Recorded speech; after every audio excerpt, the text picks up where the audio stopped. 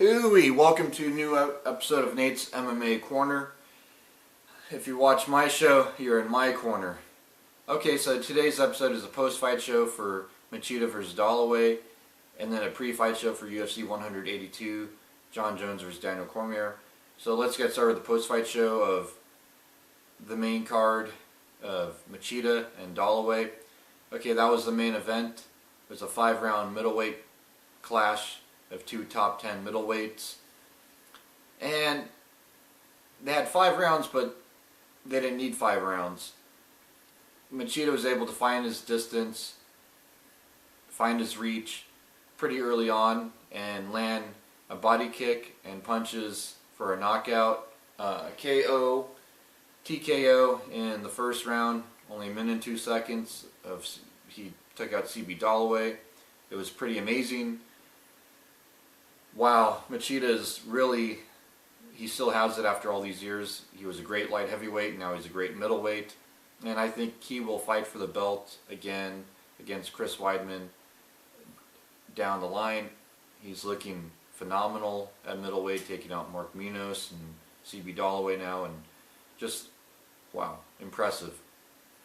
Good job, Machida. So that was in the middleweight division, and it's only a minute and 2 seconds, all we needed for that main event. Then in the co-main event, we had Renan Barão versus Mitch Gagnon. And this is bantamweight bout, 135ers. Pretty amazing stuff.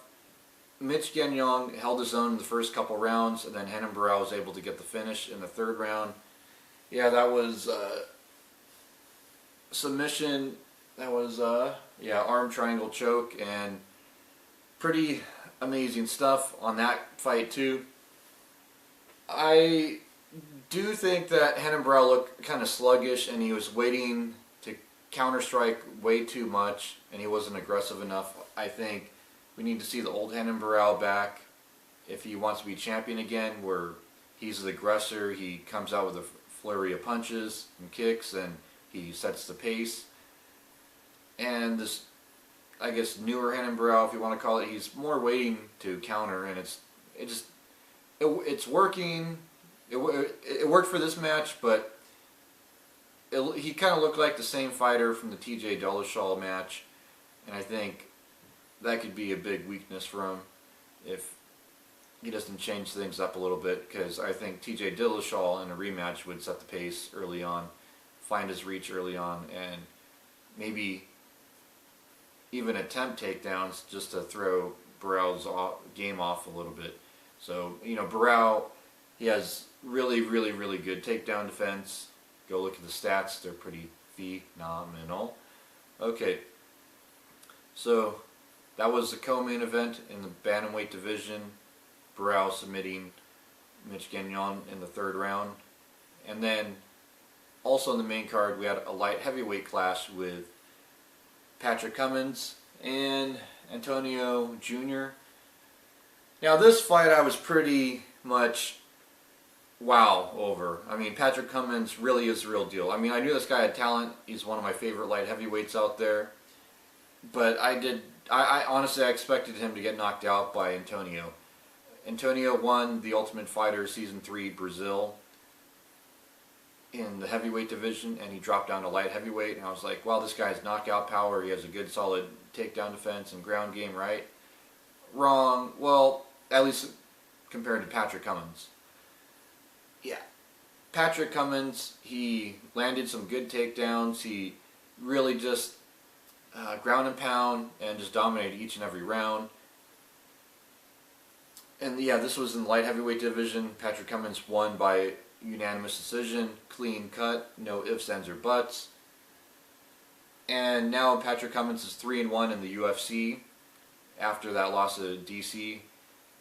And wow, he's looked pretty amazing. Especially when he took out Kyle Kingsbury in his last match before this. It was, wow. I think this guy can definitely go places. I mean, I knew it before the match, but even more so after this match. Yeah, that was pretty much the match. He dominated him all 3 rounds, ground and pound. Good job, Patrick Cummins. Then Also on the main card in the lightweight division, we had Rashid Magomedov versus Elias Silverio. And yeah, this was a real late finish. TKO punches, round 3 for Rashid. Wow, this fight, Rashid, I think he won those first 2 rounds, but Elias was able to hold his own. They were good 10-9 rounds for Rashid in rounds 1 and 2, I think. Well, one of those rounds could have gone either way. I think round 2 could have gone either way. Elias landed some good strikes, and he really got some good stuff in the clinch. Yeah, then round 3, it was pretty much all Rashid, and he got the finish late in round 3. I think he's definitely a prospect in lightweight division, and pretty scary for all the lightweight fighters out there. Yeah, so that was that. Then also on the main card in the welterweight division, we had Eric Silva versus Mike Rhodes. Wow, Eric Silva is back with a bang. Now this guy just needs to find some consistency. Eric Silva, he had a great fight against Matt Brown, but just wasn't able to finish Matt Brown. I think had he just really found his own rhythm, he could have finished Matt Brown and definitely be catapulted in that welterweight top 10. Instead, Eric Silva lost, unfortunately, and he got Mike Rhodes, who's fairly new in the UFC. Mike Rhodes trains with Duke Rufus. He's a talented prospect at welterweight. Yeah, and it was technical submission. That was, yeah, arm triangle choke in the first round, 1 minute and 15 seconds. Pretty amazing stuff. Yeah, Eric Silva, he has underrated ground game because he's known for quick knockouts a lot of times too. He could come in and explode with punches, get that quick knockout. But this fight, he exploded and got a quick submission. Good job, Eric Silva. Hope to see him again soon. He's a talented prospect at welterweight. And that welterweight division is really stacked right now. I think Robbie Lawler is just going to be passing that belt to someone else, and then Robbie Lawler could get the belt back. And that's how talent-rich it is. Not to take anything away from Robbie Lawler. I'm a Robbie Lawler fan, but it is what it is. Then, to kick off this main card, we had a middleweight bout with Daniel Serafian versus Antonio dos Santos Jr. And this was unfortunate. Yeah, there was finger damage, a finger injury on Antonio, which ended the fight in the second round, but it was looking good in the first round. Some good technical strikes were landed in the first round. Then they get to the second round, and just a little bit, 1 minute and 1 second into the second round, the fight gets called off as Antonio's finger got dislocated. So Daniel Serafian, he gets the TKO victory here, but it's unfortunate as both these guys used to train together and they wish each other the best, and it was just one of those things where someone had to win, someone had to lose. I hope to see a rematch of this fight. I think it was a good competitive fight. I think Daniel has a ways to go before he can get in that top 10 anyways, so why not have a rematch against Antonio, who's pretty much a newcomer to the UFC. So that wraps up the post-fight show for UFC Fight Night, Machida versus Dollaway. Let's get on to the pre-fight show of UFC 181. I'm just going to go down the main card with my predictions.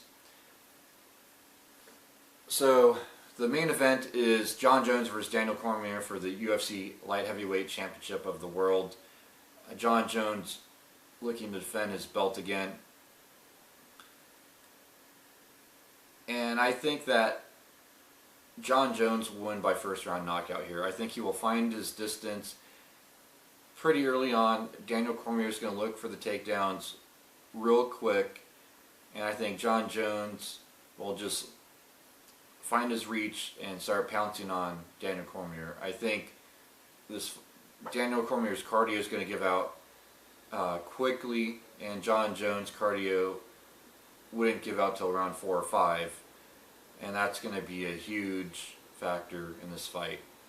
A lot of people are like, wow, this can be a hard, close fight, but I mean, John Jones has fought so many fighters at that height and at that reach of Daniel Cormier, and John Jones has been able to find the reach quickly and dominate. And the reason why Gustafsson went to a distance is because there wasn't a big reach, and there definitely wasn't a height advantage. But DC doesn't have that. DC has wrestling, and he has good striking too. Not taking anything away from DC. John Jones has good striking. He knows how to mix up his striking to be a little unpredictable. We know he probably won't throw leg kicks on this, but he doesn't need to throw leg kicks on this. He just needs to find his boxing range and then outbox DC and en route to probably a late first round knockout victory for John Jones. So it's going to be a good fight, exciting, and DC's O will probably go. Then on to the co-main event, which is Malziri versus Donald Cerrone. A lot of people are not looking at Malziri in this fight. I think that he's going to win this fight by unanimous decision. He's going to land some strikes throughout the fight and just pretty much outpoint Donald Cerrone in this fight. He's going to find his reach, he's going to mix things up, and he's going to wear out Donald Cerrone each round. And I think the first half of the first round, Malziri will set the pace and he will wear out Donald Cerrone.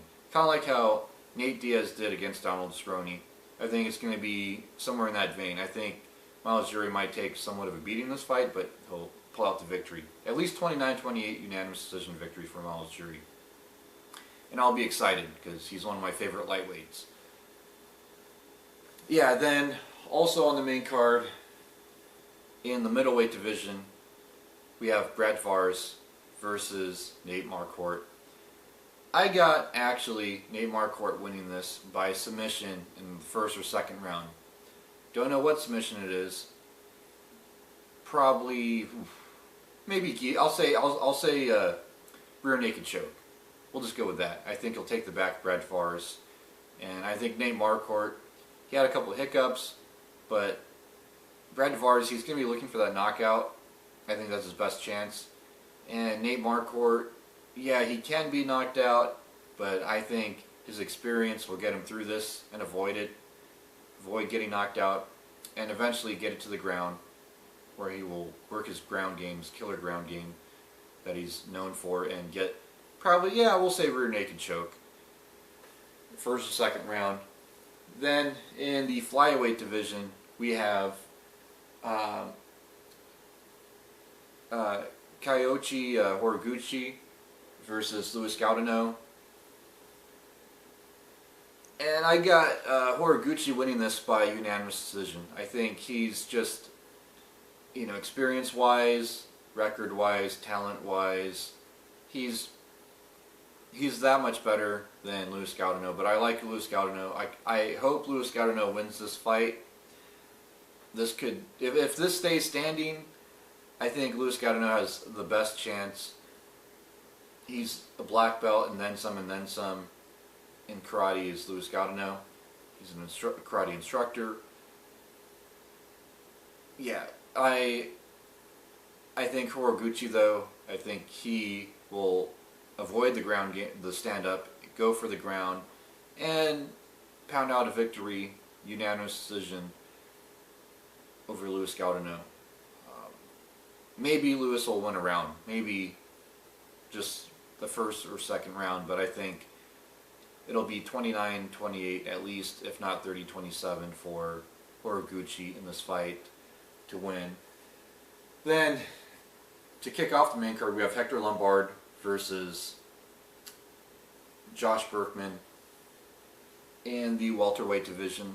I think that this is pretty much a lopsided fight. I think Hector Lombard will use judo, will use jiu-jitsu, and he will definitely either submit Josh Berkman or submit him in the first, second round, or just win a unanimous decision victory or TKO ground and pound. Those are the three scenarios I have for this fight. There's a lot of different ways that Hector Lombard can win this fight, and Hector Lombard, he's hard to knock out. Josh Berkman, I hope he wins. I'll be rooting for him, but I gotta pick Hector Lombard in this fight. He's just too good right now. And yeah, he's had some inconsistencies, and yeah, he's had some injuries, but I think he puts it all together in this fight and route to a victory one way or another. And that wraps up the pre-fight show for UFC 182, so stay tuned for my next episode, which will be, well, post-fight stuff for 182. And then, until then, see ya.